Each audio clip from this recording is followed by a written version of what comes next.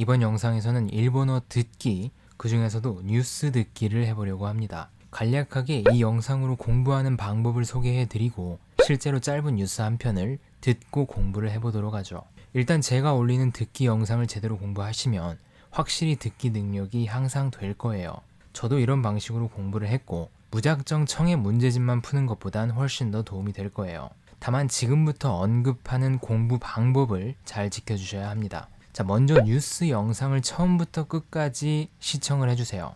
영상 아래에 설명란에 뉴스 영상의 링크를 올려놨습니다. 이해가 되든 안 되든 중간에 끊지 말고 한번 쭉 들어주세요. 최대한 이해를 하려고 하면서 들어주세요. 듣기가 조금 약하신 분들은 뉴스 영상과 함께 대략적인 내용의 흐름만 파악을 하시면 되고요. 듣기가 조금 자신 있는 분들은 영상을 보지 마시고 제가 올려놓은 mp3 파일을 들어보세요. 라디오처럼 영상 없이 귀로 듣는 게 훨씬 더 어렵습니다. JLPT 1급을 취득하신 분들은 영상을 보지 마시고 mp3 파일을 듣는 걸 추천드립니다. 그리고 두 번째, 설명란에 올려둔 워드 파일을 다운로드해서 빈칸을 한번 메꿔보세요. 이런 식으로 뉴스 지문에서 중요한 부분을 빈칸으로 남겨놨습니다. 뉴스를 들으면서 이 부분을 스스로 메꿔보세요. 이때 뉴스는 유튜브 영상보다는 mp3 파일을 들으셔야 합니다. 뉴스 영상은 영상과 자막이 있어서 상대적으로 듣고 이해하기가 쉬워요. 이 진정한 듣기 실력은 영상 없이 소리만 듣고 이해를 하셔야 합니다.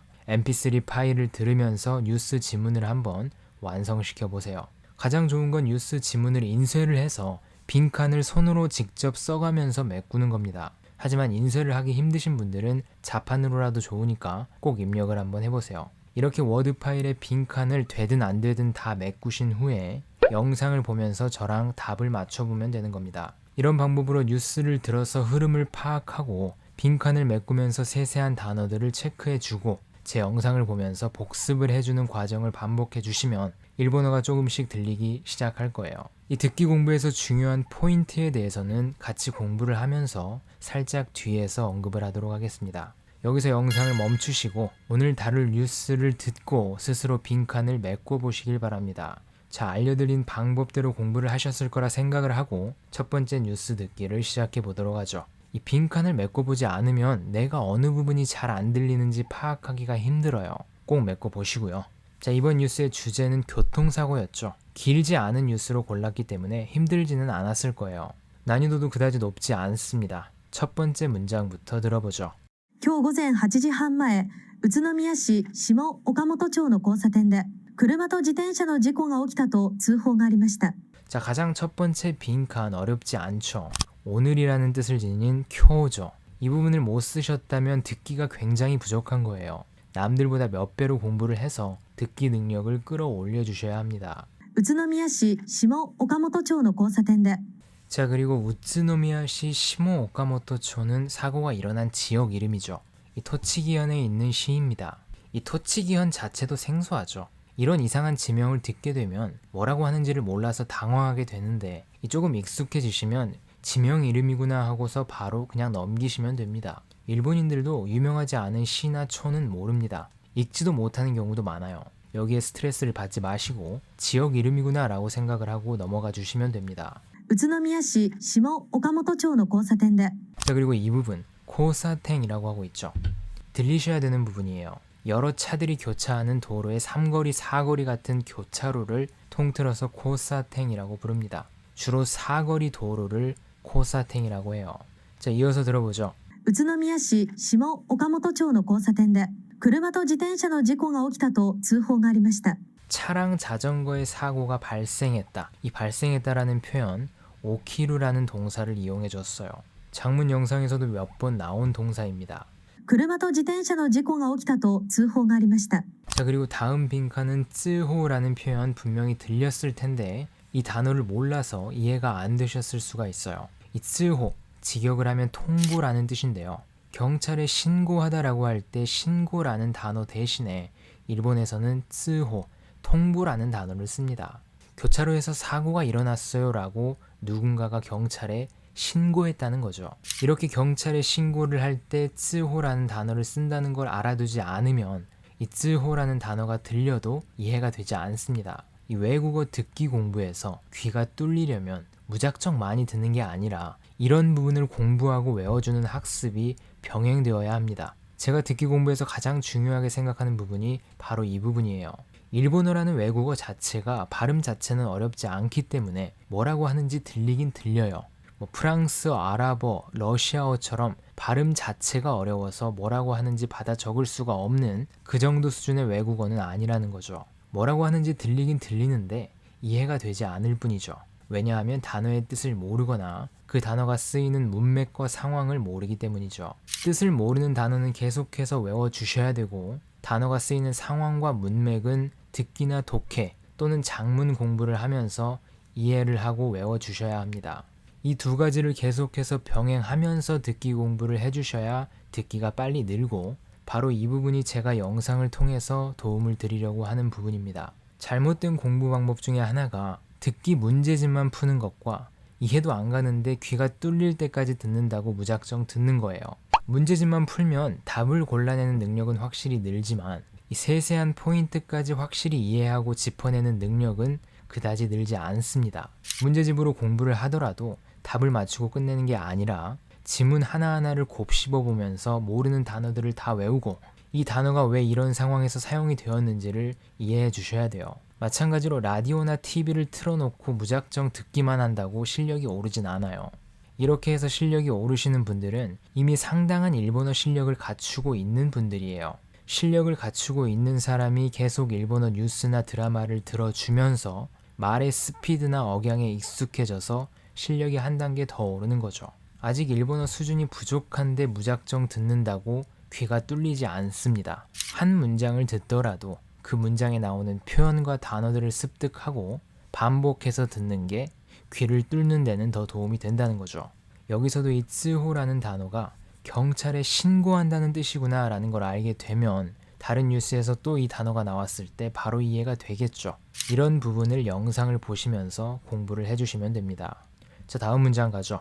警察によりますと、信号機のない交差点を右折した乗用車が直進してきた自転車と衝突したということです。 살짝 길긴 한데 케사츠니 요리마스도 경찰에 의하면이라는 말이죠.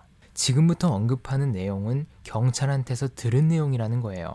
나니나니니 요리마스도 라는 표현 뉴스에서 정말 많이 나와요. 내 생각이 아니라 누군가한테서 들은 말이라는 거죠. 警察によりますと、信号機のない交差点を 자, 여기서 신고키라는 단어가 들어가는데 일본에서는 신호등이라는 말을 안 쓰고 신호기라는 말을 써요.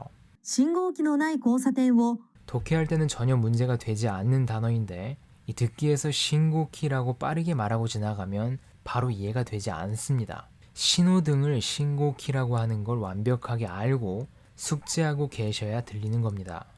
警察によりますと、信号機のない交差点を右折した乗用車が直進してきた自転車と衝突したということです。 자, 다시 한번 교차로라는 단어 코사텍 나왔죠?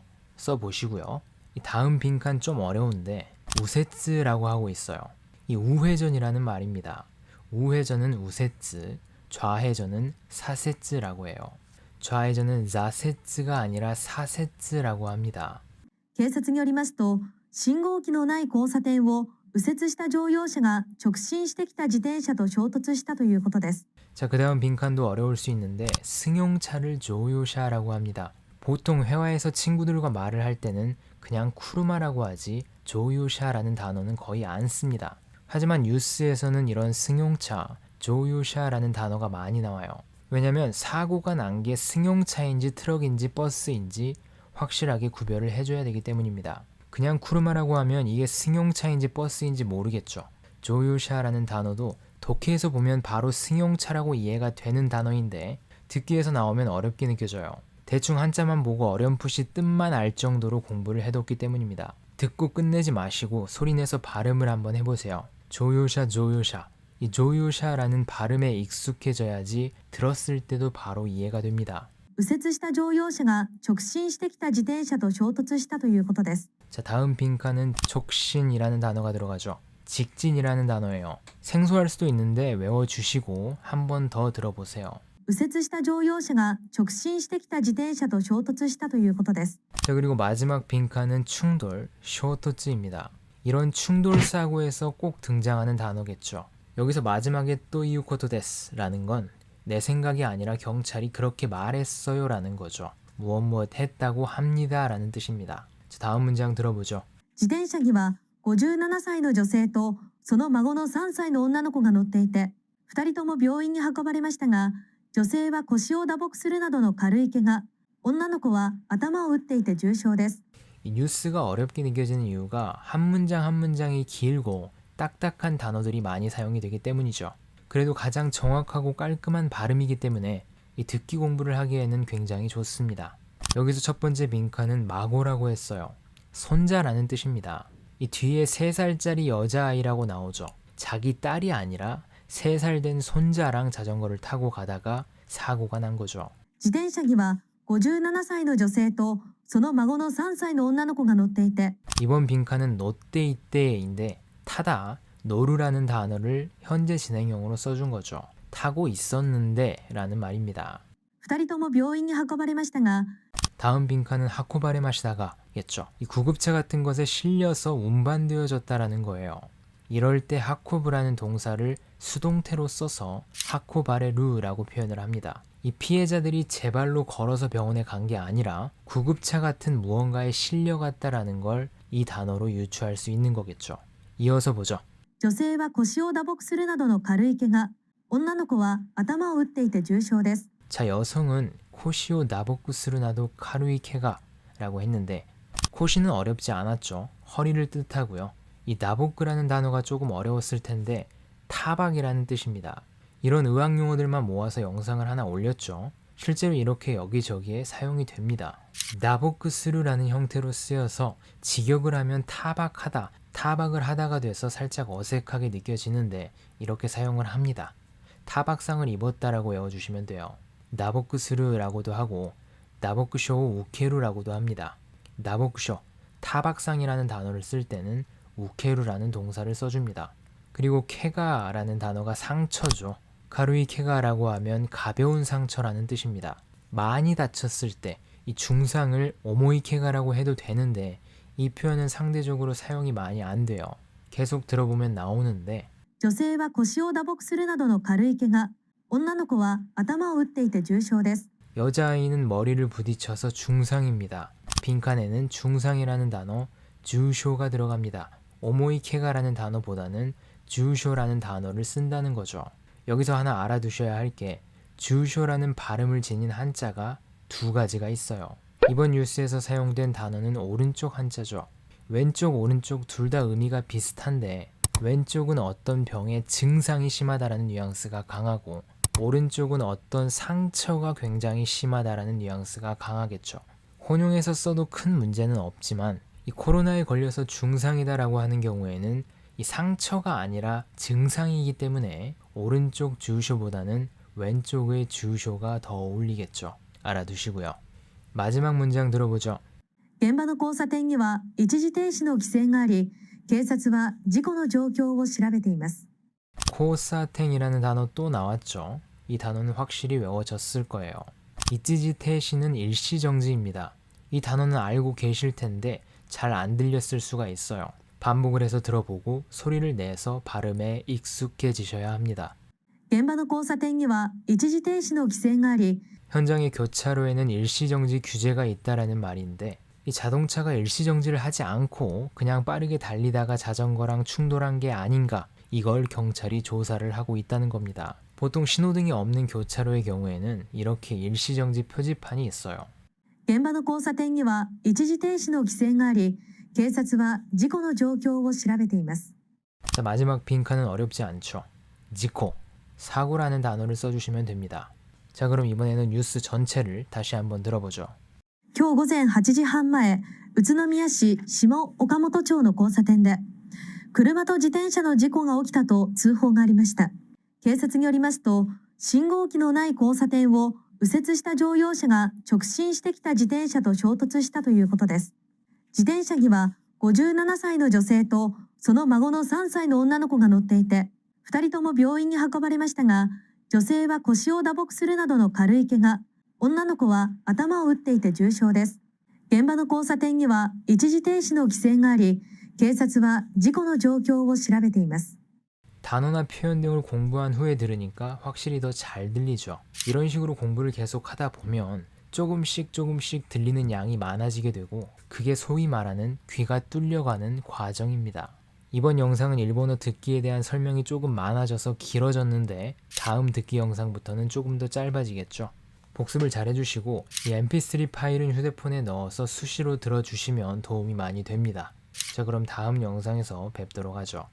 今日午前8時半前、宇都宮市下岡本町の交差点で、車と自転車の事故が起きたと通報がありました。警察によりますと、信号機のない交差点を右折した乗用車が直進してきた自転車と衝突したということです。自転車には57歳の女性とその孫の3歳の女の子が乗っていて、2人とも病院に運ばれましたが、女性は腰を打撲するなどの軽い怪我、女の子は頭を打っていて重傷です。